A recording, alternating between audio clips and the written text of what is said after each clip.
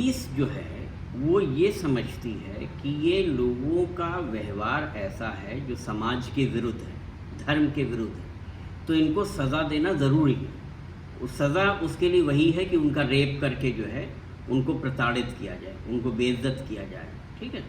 और चूँकि ये केसेस रिपोर्टेड नहीं होते, क्योंकि हर ज़्यादातर व्यक्ति अपनी पहचान के गुप्त रखना चाहता है, क्योंकि अगर वो परिवार में खोल देगा अपनी पहचान तो परिवार से निकाल दिया जाएगा।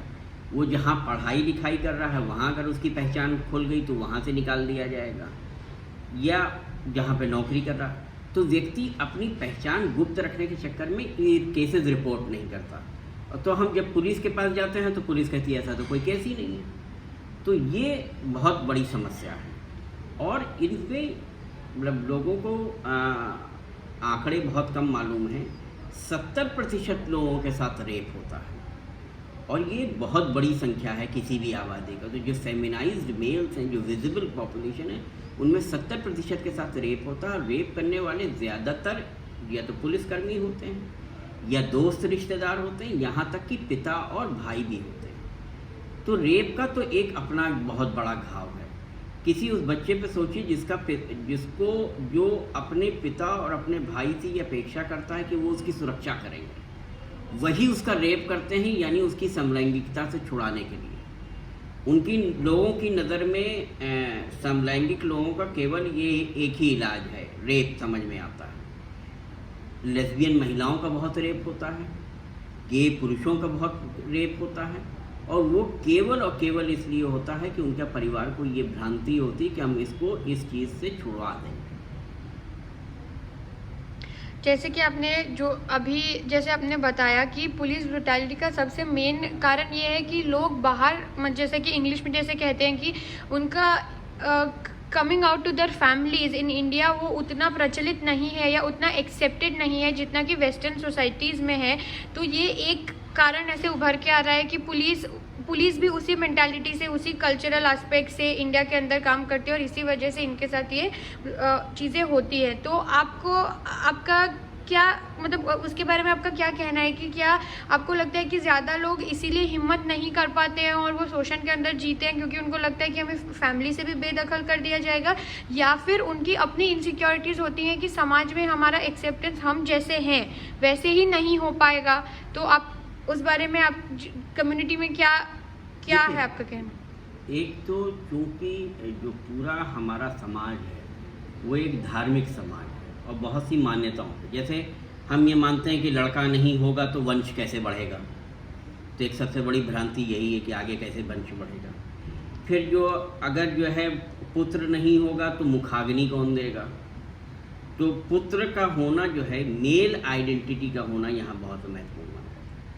जो कुछ लोग जो है हिम्मत भी करके अपने परिवार के सामने करते हैं, वो भी उनको जो है नकार दिया जाता है कि ठीक है तुम्हारा ये व्यवहार है, लेकिन शादी कर लो और बच्चे पैदा कर लो। तो शादी और बच्चा पैदा करना एक सामाजिक जिम्मेदारी और धार्मिक जिम्मेदारी के रूप में देखा जाता है। सबसे बड़ा है कि अगर हम जो है अगर समाज में हमको नौकरी नहीं मिली, हमको स्कूल में, क्योंकि अगर बच्चा स्कूल में उसके साथ सेक्सुअल रेप होता है, ज़्यादातर लोग बच्चे स्कूल इसलिए छोड़ते हैं क्योंकि अगर उनके आइडेंटिटी के बारे में पता चल जाता है, उनकी चाल ढाल से या व्यवहार से, तो उनके साथ रेप होता है, यौन शोषण होता है, टीचर्स करते हैं, उनके साथ ही करते हैं, वो उसको नहीं सह पाते इसलिए वो छोड़ देते हैं। जब वो स्कूल छोड़ देते हैं तो उनकी शिक्षा दीक्षा कम हुई, तो यानी उनके पास अपॉर्चुनिटीज़ कम हो गई कि वो अपने पैरों पर दोबारा खड़े हो सकें। फिर जिन वर्क प्लेसेस में पता चल जाता है वहाँ पे यौन शोषण होता है। तो कमिंग आउट अपने आप में तब तक एक समस्या है जब तक समाज को हम जागृत नहीं करते इस पहचान के बारे में और इन आइडेंटिटीज़ के बारे में। और ज़्यादातर लोगों की एक जो भ्रांति है कि सेक्सुअलिटी केवल ब्लैक एंड वाइट है, वैसा नहीं है। केवल समाज हीट्रोसेक्सुअल और होमोसेक्सुअल में भी नहीं बटा, ये एक स्पेक्ट्रम है, शेड्स ऑफ ग्रे कह सकते हैं। कोई थोड़ा कम समलैंगिक है, ज़्यादा इतर लैंगिक है, इस बात को लोग कम समझते हैं। दूसरा जो है फेमिनाइजेशन से जो है लोग उसको समलैंगिकता से जोड़ते हैं, यानी अगर हमने समलैंगिक वर्ड सुना तो हम समझते हैं कि अच्छा वो जो है महिलाओं की तरह हिलता होगा, महिलाओं की तरह कपड़े पहनता होगा, मेकअप करता होगा। ये भी अपने आप में है, एक जेंडर आइडेंटिटी एक अपने आप में है वो है, एक विषय है और उसके बारे में लोगों को जानना चाहिए।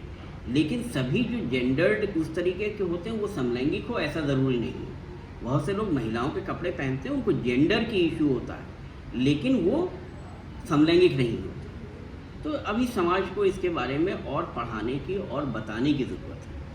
जैसे कि अभी तक की आपकी चर्चा में हमने ये देखा कि आपने इतने सालों में काम किया है अलग अलग लोगों के साथ, तो ये सारे जो कल्चरल पर्सपेक्टिव के सवाल हैं वो अभी तक हमने देखे। लेकिन हम ये भी तो अगर आप थोड़ा बता पाएँ कि आप अपनी पर्सनल निजी ज़िंदगी में आपका कांस्टेंट इतने सालों से इतने डिटर्मिनेशन से काम करने का आपकी इंस्पिरेशन क्या है?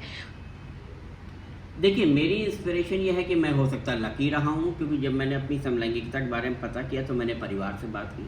परिवार से मुझे बहुत सपोर्ट मिला।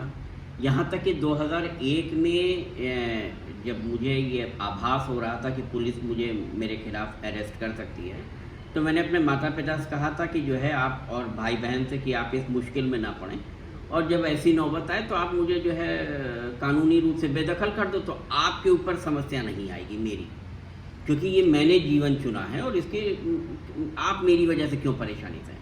लेकिन मेरे परिवार ने उस समय भी साथ दिया और सारे मोर्चों पे, पुलिस स्टेशन, जेल जाना, सब कुछ उन्होंने किया। तो ये आपको एक हिम्मत देता है कि जो आपके अपने हैं, अपना परिवार है, वो आपके साथ खड़ा है आपके संघर्ष में। तो ये एक बहुत बड़ी बात है इसकी